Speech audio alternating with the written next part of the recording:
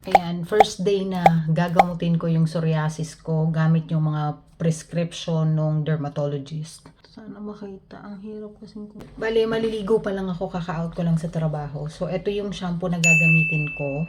Tapos, after kung maligo, ito naman yung ilalagay ko bago matulog.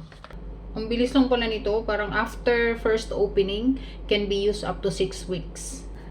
Ang tigas sa buhok nung Ketozole shampoo.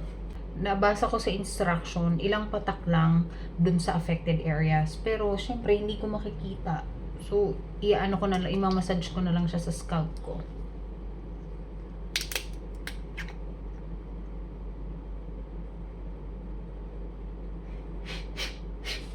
Inamoy pa niya, inamoy pa. Ganun ko na lang. Tapos ganun sa scalp. Oh. Yung pakiramdam, wait lang. Mahapdi ba siya o ano? Yan. Dito alam ko meron ako dyan. Ito.